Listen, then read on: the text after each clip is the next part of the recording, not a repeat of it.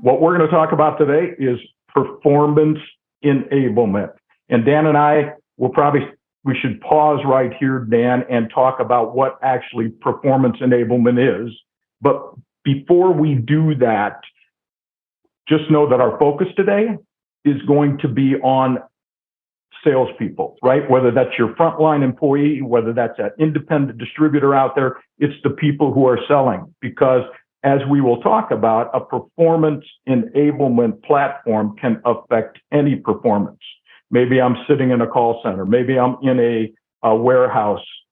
So whatever performance you want to affect, that is really what a performance enablement platform can do.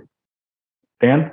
Yeah, I think, Rich, you've kind of, hit the nail on the head when we start talking about performance is that, when we start talking about enabling performance, we have to be able to track that performance. So when in any of those elements that we are looking to drive that performance, it's a great place to start. And this kind of leads us to our first point here. What is that next phase of digital transformation?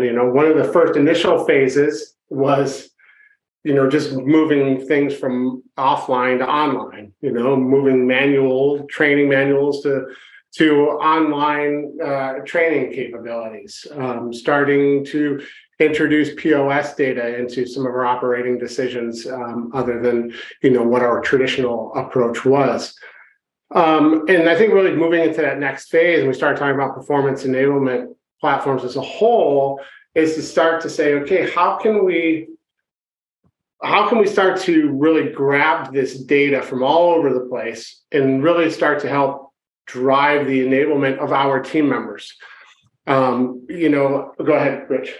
I was just going to stop you so that the audience knows performance enablement platforms, that's a relatively new term in the industry, right? So all of us have come through historically learning management systems, learning experience platforms, engagement platforms, sales enablement platforms. So this is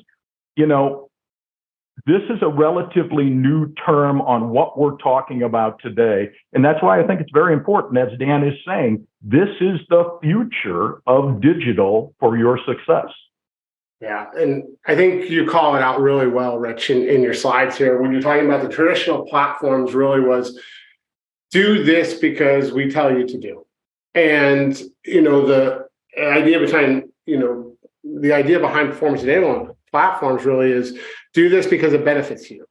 And in this case, when we're talking about Salesforce, we can start taking into consideration people's goals and objectives and their personal involvement inside of the activities. And then you can start to merge together corporate goals along with personal goals.